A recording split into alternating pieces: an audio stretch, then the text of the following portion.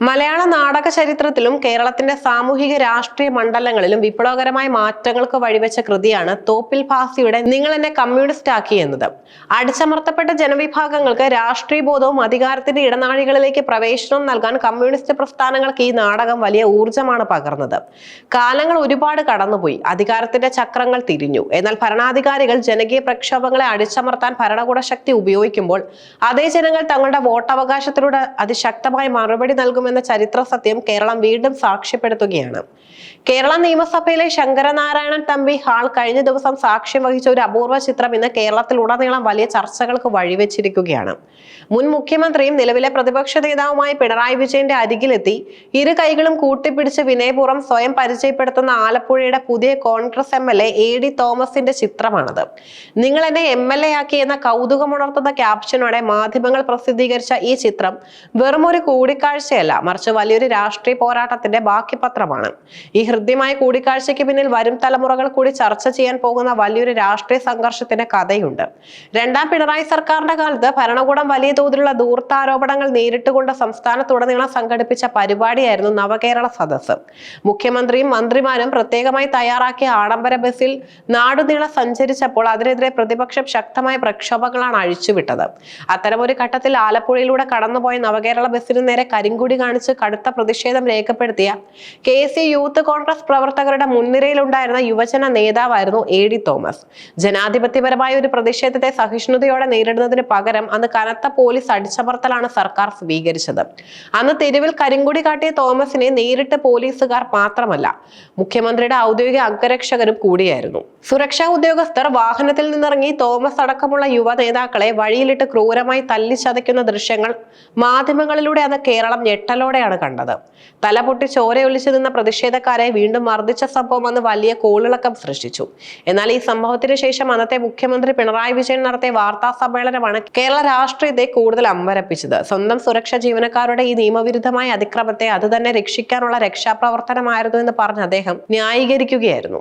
മുഖ്യമന്ത്രിയുടെ ഈ പ്രസ്താവന പ്രതിപക്ഷത്തിന് വലിയൊരു രാഷ്ട്രീയ ആയുധമായി മാറി. ഭരണകൂടത്തിന്റെ ധാർഷ്ട്യത്തിനെതിരെയും അടിച്ചമർത്തൽ നയത്തിന്റെ പ്രതീകമായി ആ രക്ഷാപ്രവർത്തനം മാറി. അതിന്റെ ഏറ്റവും വലിയ ഇരകളിൽ ഒരാളായിരുന്നു AD തോമസ്. ഭരണകൂടത്തിന്റെ അടിച്ചമർത്തലുകൾ പലപ്പോഴും പുതിയ നേതാക്കളുടെ ഉദയത്തിനാണ് വഴിവെക്കാറുള്ളത്. തെരുവിൽ വെച്ച് ക്രൂരമായി മർദ്ദിക്കപ്പെട്ട AD തോമസ് പിന്നീട് കോൺഗ്രസിന്റെയും ജനങ്ങളുടെയും പ്രിയപ്പെട്ട പ്രക്ഷോഭകാരിയായി മാറി. വരാനിരിക്കുന്ന തിരഞ്ഞെടുപ്പിൽ AD തോമസിനെ തന്നെ ആലപ്പുഴയിൽ സ്ഥാനാർത്ഥിയാക്കാൻ കോൺഗ്രസ് നേതൃത്വത്തെ പ്രേരിപ്പിച്ചതും ഈ സംഭവം തന്നെയായിരുന്നു. അന്ന് അധികാരത്തിന്റെ അഹങ്കാരത്തിൽ പോലീസ് ലാത്തികൾ കൊണ്ട് അടിച്ചമർത്താൻ നോക്കിയ ഭരണകൂടത്തിന് ആലപ്പുഴയിലെ വോട്ടർമാർ തങ്ങളുടെ വോട്ടിലൂടെയാണ് മറുപടി നൽകിയത്. ജനങ്ങളുടെ അവകാശങ്ങൾക്ക് വേണ്ടി തെരുവിൽ ചോര ചിന്തിയ യുവാവിനെ അവർ തങ്ങളുടെ പ്രതിനിധിയായി നിയമസഭയിലേക്ക് തിരഞ്ഞെടുത്തു. കാലം മാറി, രാഷ്ട്രീയ സമവാക്യങ്ങളും മാറി മറിഞ്ഞു. ഇന്ന് പിണറായി വിജയന്റെ കയ്യിൽ നിന്ന് ഭരണം നഷ്ടപ്പെടുകയും അദ്ദേഹം പ്രതിപക്ഷ നേതാവായി ഇരിക്കുകയും ചെയ്യുമ്പോൾ അന്ന് തെരുവിൽ തല്ലിച്ചതയ്ക്കപ്പെട്ട അതേ AD തോമസ് ഇന്ന് ജനപിന്തുണയോടെ തലയുയർത്തി നിയമസഭയിൽ എത്തിയിരിക്കുന്നു. നിയമസഭാ സഭാജികൾക്കായി സംഘടിപ്പിച്ച ദ്വിദിന പരിശീലന പരിപാടിയുടെ ഉദ്ഘാടന ചടങ്ങിനിടെയാണ് രാഷ്ട്രീയ കേരളത്തെ ഒന്നാകെ അമ്പരപ്പിച്ച ആ കൂടിക്കാഴ്ച അരങ്ങേറിയത്. പഴയ കരിങ്കോടി സമരത്തിന്റെ കൈപ്പുള്ള ഓർമ്മകളും പോലീസ് മർദ്ദനത്തിന്റെ പാടുകളും മനസ്സിൽ ഉണ്ടായിട്ടും ഒരു പാർലമെന്ററിയുടെ എല്ലാ മാന്യതയും ഉയർത്തിപ്പിടിച്ചാണ് തോമസ് പിണറായി വിജയന്റെ അരികിലേക്ക് നടന്നത്.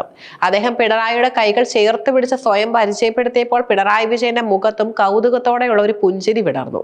താൻ അന്ന് രക്ഷാപ്രവർത്തനം എന്ന് വിളിച്ച് ന്യായീകരിച്ച സംഭവത്തിലെ ഇര ഇന്ന് ജനങ്ങളുടെ വോട്ട് നേടി തനിക്ക് തുല്യനായ ഒരു നിയമസഭാ സാമാജികനായി മുന്നിൽ വന്ന് നിൽക്കുന്നു എന്ന തിരിച്ചറിവാകാം ആ പുഞ്ചിരിക്ക് പിന്നിൽ.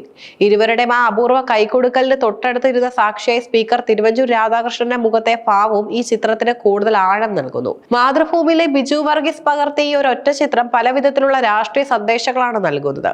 ഭരണകൂടത്തിൽ എത്ര വലിയ പോലീസ് സന്നാഹമുണ്ടെങ്കിലും അന്തിമ അധികാരം ജനങ്ങൾക്കാണെന്ന് ഈ സംഭവം തെളിയിക്കുന്നു. വ്യക്തിപരമായ വിദ്വേഷങ്ങൾക്കപ്പുറം ജനാധിപത്യ സ്ഥാപനങ്ങളുടെയും പദവികളുടെയും മാന്യത കാത്തുസൂക്ഷിക്കാൻ ഇരു നേതാക്കളും തയ്യാറായി. ജനാധിപത്യപരമായ പ്രതിഷേധങ്ങളെ അടിച്ചമർത്താൻ നോക്കിയാൽ അത് കൂടുതൽ ശക്തമായി തിരിച്ചടിച്ച ചരിത്രമേ കേരളത്തിനുള്ളൂ എന്ന് ഈ ചിത്രം ഓർമ്മിപ്പിക്കുന്നു. അന്ന് വഴിയിലിട്ട് തല്ലി ഒതുക്കാൻ നോക്കിയവർക്ക് മുന്നിൽ നിയമസഭാ അംഗമായി തോമസ് വന്ന് നിൽക്കുമ്പോൾ മാധ്യമങ്ങൾ നൽകിയ നിങ്ങൾ എന്നെ MLA ആക്കിയത് ക്യാപ്ഷൻ അക്ഷരാർത്ഥത്തിൽ അനർത്ഥമാവുകയാണ്. തോപ്പിൽ ഭാസിയുടെ നാടകം സാധാരണക്കാരെ രാഷ്ട്രീയ ബോധ്യമുള്ളവരാക്കി മാറ്റിയെങ്കിൽ AD തോമസിന്റെ ഈ ചിത്രം ഭരണാധികാരികൾക്ക് ജനാധിപത്യത്തിന്റെ വില മനസ്സിലാക്കി കൊടുക്കുന്ന ഒന്നാണ്. തെരുവിലെ ചോരയും കണ്ണീരും വെറുതെയാകില്ലെന്നും കാലം അതിന് കൃത്യമായ മറുപടി നൽകുമെന്നും ഈ മാറ്റം തെളിയിക്കുന്നു. പരസ്പരം പോരടിക്കുമ്പോഴും ജനാധിപത്യത്തിന്റെ മൂല്യങ്ങൾ ഉയർത്തിപ്പിടിക്കുന്ന കേരള രാഷ്ട്രീയത്തിന്റെ മനോഹരമായ ഒരു ഏടായി ഈ ചിത്രം ചരിത്രത്തിൽ അവശേഷിക്കും.